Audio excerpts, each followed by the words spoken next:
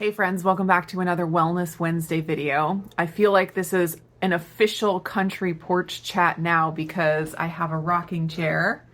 Some neighbors were moving and we're getting rid of some stuff, and they had this amazing old wood rocking chair that's like perfect for the front porch. And of course we snapped it up when they offered us things. So my husband's gonna refinish it and make it beautiful, but for now, I am totally enjoying it. Feels so nice just sitting on the porch, rocking in my rocker with my coffee. So I wanted to throw in here real quick before I get started on my update that Perfect Keto is having another sale. Yes, another sale. It is going on now through Friday, so just a couple more days to get in on it. It is the Fresh for Fall Build Your Own Bundle sale, and basically if you build your own bundle of 3 or more items, you can get 30% off of your whole order. So it's a nice little discount there. There's no coupon code required. You just follow the link down in the description, and depending on how many items you add to your cart, you will get the discount if it's 3 or more items. So check that out when the video is over. Now on to my update. I'll just give you kind of an update about how I've been feeling this past week on my Sibo killing protocol, my antimicrobial protocol. And then I wanted to talk a little bit about the Aire 2 device from foodmarble that I mentioned a few videos ago that I was ordering. I got it about a week or so ago and I've been playing with it, and so I just wanted to share my experience so far. So first off, an update on how I'm feeling. I've definitely been feeling die-off symptoms, which is totally expected when you're killing something where it's not supposed to be. Die-off is very common. So I have been feeling that more like digestive issues, even though I'm eating things that typically I do okay with. I've been having like more reaction to things. And my hope is that I am in the it gets worse before it gets better phase, and that it will get better here in a little while. It hasn't been so severe of die-off symptoms that I've really adjusted my protocol or anything. I've been able to function. It's just been like waking up with a headache or like the digestive stuff after I eat, just generally feeling kind of yucky, but still being able to function. I'm not bedridden or anything. So just plugging along with that. I am at about the halfway mark of my 6 weeks, so that's exciting. Beyond that, there's really not a lot to update on. I'm kind of just like gonna wait and see and just follow through with the steps I have to follow through with, and then I'll be able to kind of get an idea of how it's working in a few weeks, later on. So that's really all the update for now about how I'm doing. Now on to the Aire 2 foodmarble device. It is a digestive breath tester, and this is the second version. The first one, just the Aire, only measures hydrogen on your breath, but the Aire 2 measures hydrogen and methane. And I had both hydrogen and methane Sibo when I did my breath test through the lab, and so this is perfect for me trying to, see where my levels are at. So when this first arrived and I started, reading the information that they give with it, there's the little, I think they've done a great job. Like the little device is so sleek. It's got amazing colors. Like the information that they give is just so well laid out. It's just really user-friendly. I think it's an incredible device, and I love everything about how it's packaged and how it comes and all the information that they give. But one thing that I was kind of bummed about is that I basically wanted to use it to track my Sibo and to see, this is how I am when I have Sibo, and trying to see how the numbers change as I'm trying to kill the Sibo. And what they focus on in all the information that they offer is more of like identify food triggers, like logging your foods that you eat, taking the breath test, identify trends, and find your foods. So it's kind of like living with IBS, trying to figure out what foods are triggering you and what you need to cut out and not. And that's not really what I was intending to use it for. There goes the chicken. I pretty much know what foods give me trouble, like just through my symptoms. I've kind of narrowed it down over the years and cut out things that give me symptoms. So that functionality of the device is not really what I was looking for. And I was kind of bummed that there wasn't more information about how to use it specifically for tracking Sibo, because they mention Sibo in, their ads and stuff, but there's not really good instructions of how exactly to use it for Sibo. So I was a little bummed and I was like, how am I going to make this work? I need to figure this out. And then I ran across info from Dr. William Davis, and he, you guys probably remember Wheat Belly from years ago. He has given a lot to the nutrition world, and he's added a lot of great information, just being aware of glyphosate and wheat and different things like that. And so I really appreciate the work that he's done in the nutrition world for the past however many years. And he recently came out with a book called Super Gut, which I just ordered and just got yesterday. And it is, so far, from what I've read so far, it is really great. He has a lot of info about Sibo. And actually, he's a huge fan of the Aire 2 device, or the Aire devices. And he basically says, throw out the information that they give you about tracking FODMAPs and different foods, and let me teach you how to use it for Sibo. So it was exactly what I needed, the information of how to use it to track Sibo and if I'm getting rid of it or not. So I will definitely be linking to some of his articles and videos down below where he talks about Sibo, and he talks specifically about using the Aire 2 device to track Sibo. So he has a whole little protocol where you can just test to see if you have Sibo.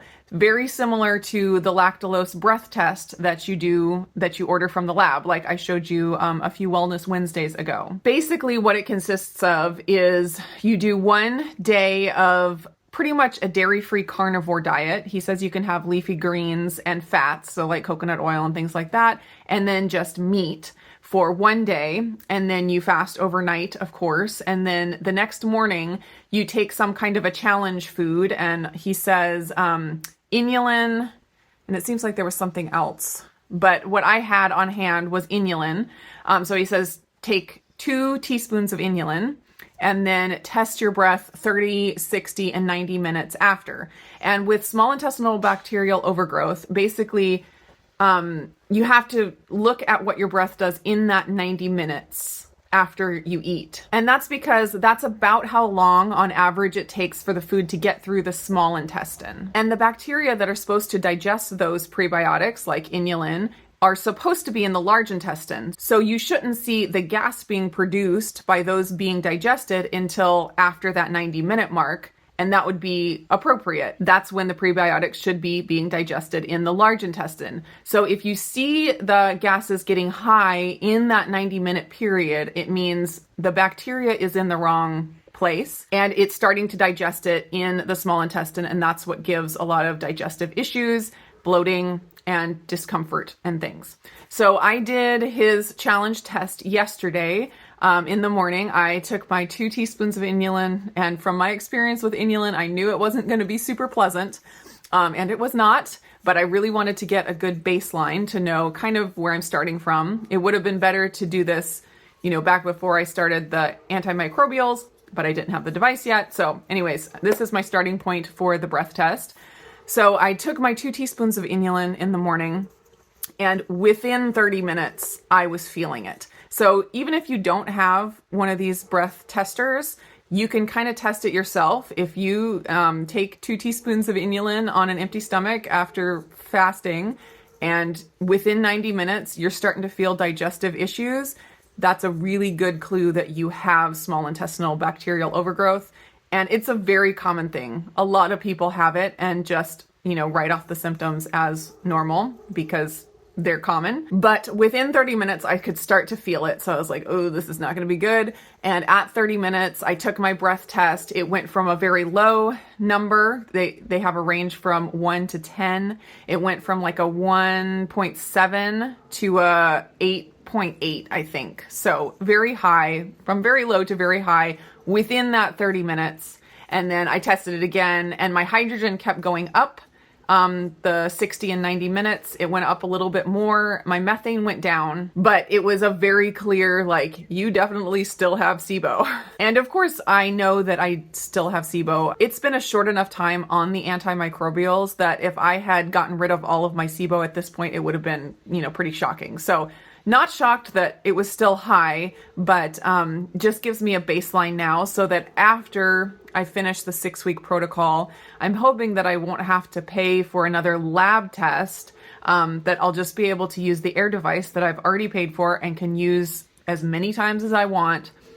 And that'll give me a good clue if I am making progress with my Sibo or not. So I'll show you the little device here. It comes in this nice little carrying case that has a magnetic flap on it. I think they did such a great job with all the aesthetics of this thing. It's just adorable. It has a USB charging port, and then this is where you blow into it, and this is the big button where you use to turn it on. You press it twice to turn it on. It has a vibrator in there, so when it's counting down, like, you have to hold your breath for 3 seconds and it'll count down with 3 vibrations, so you know exactly how long. And then it has different colors that mean different things. Right now it's warming up, so you can see the blue flashing lights.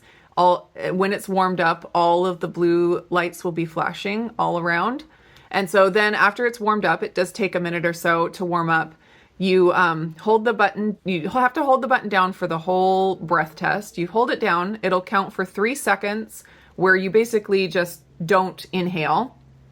And then after that, you put your mouth on here and you blow for 5 seconds, and it'll count and it buzzes when you've finished. And then it'll calculate your score. It does have to be connected to the app while you're doing the breath test. So I can't really show it to you right now because I'm using my phone right now to record this, but it's really easy to get the hang of. It's so simple. I think it's just such an incredible, like, piece of equipment that is so accessible to people. I love that the price is so affordable. Since it's the only thing like this on the market, I feel like they could have charged a lot more. And it seems like to me that they are really motivated by helping people and trying to make this as affordable as possible. I have no idea what goes into making all of this. I'm sure it's not cheap, but the fact that they can sell it for, you know, $250 and you can get, you know, coupon codes to get a discount. I think that speaks a lot about the people behind the company and their desire more to help people than just to get rich. So anyways, this isn't supposed to be like a tutorial or a review necessarily on this. I feel like I don't have enough experience with it yet. And I'm not really going to be using this on a daily basis. It's more going to be to check every so often to see how I'm doing with killing my Sibo. If I use the same challenge method each time, like the 2 teaspoons of inulin, I should be able to get a really clear picture of how much my gut is improving and how much I have reduced my Sibo. Also, seeing that transit time or the amount of time it takes to for me to start having symptoms, that'll be a good clue as well to see if I'm making progress. Like, it was within 30 minutes that I started feeling it and got that high fermentation number with this first challenge that I did.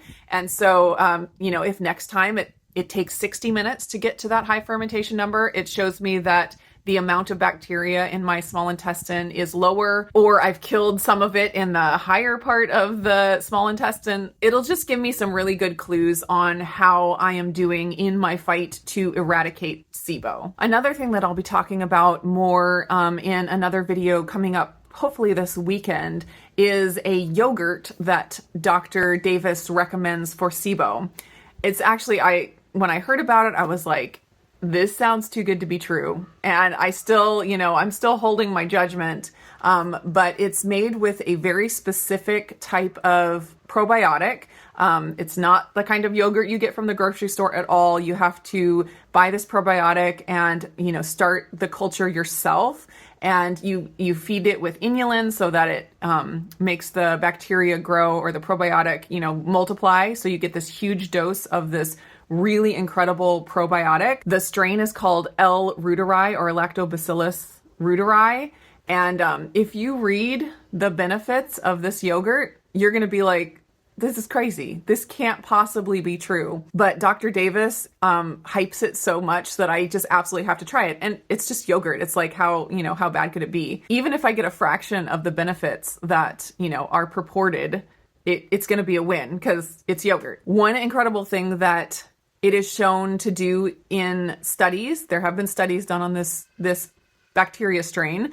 One of the things it does is increase oxytocin. And of course, we all know oxytocin is wonderful, and it's like what keeps us young and makes us feel amazing. And one of the effects that Dr. Davis says the yogurt has because of the increase in oxytocin is something called an anorexigenic effect, where it makes you not really care about food. Not that you become anorexic or anything and don't eat. You still, feel hunger and you still eat and food tastes good, but it's kind of like, I don't really care. I could eat or not, whatever. And that really reminded me of something that I noticed after delivery of my babies. And it took like the third baby where I really clued in on it. And I was like, oh my gosh, this is amazing. For about a week after I delivered my babies, I would have a period where food tasted amazing, like absolutely incredible, delicious. But at the same time, I didn't really care about food. It was like, there was no cravings. There was no snackiness or anything like that. It was like, I would feel hunger and I'd eat and food tasted great. And then I didn't care about food at all. And I totally noticed that. And I was like, that's gotta have something to do with the delivery. And it only lasted about a week after I had my babies. And I remember thinking like, man, if I could have this all the time, that would be incredible. It just took away all of the food issues that, are always in my mind. And so when Dr. Davis talked about this effect and how it has this effect because of the oxytocin release, it made so much sense. And I made that connection that it's the oxytocin that had that effect. And so anyways, if, this yogurt releases oxytocin, I'm all in. I'm going to try it. I'm going to see how it goes. I'm going to be having a video, hopefully this weekend, where I show you how to make it. And apparently it helps to fight Sibo. And actually Dr. Davis is doing studies on just adding this yogurt to someone's diet and how it can actually get rid of Sibo. He said with a small group that he did a small study with, 90% of them got rid of their Sibo only by adding this yogurt to their diet, which is crazy. It's apparently a rare strain of probiotics that actually colonize the small intestine. Most of them, like I mentioned before, are supposed to be in the large intestine, but this is one of the rare ones that is supposed to be in the small intestine, and it can be wiped out very easily by a course of antibiotics. And unless you put it back, it's gone. So a lot of people are deficient in this L. reuteri strain. And because it colonizes the small intestine, it can help push out the bad stuff that's not supposed to be in the small intestine. So anyways, for all of those reasons, I figured it was something I really needed to try. And I will be sharing more about that as I try it. So I think this video is probably long enough. I hope you guys are all doing great. Don't forget to go check out the Perfect Keto sale going on now. Build your own bundle, 30% off, 3 items or more. Link down in the description. That is it from me, and I will see you again in the next video.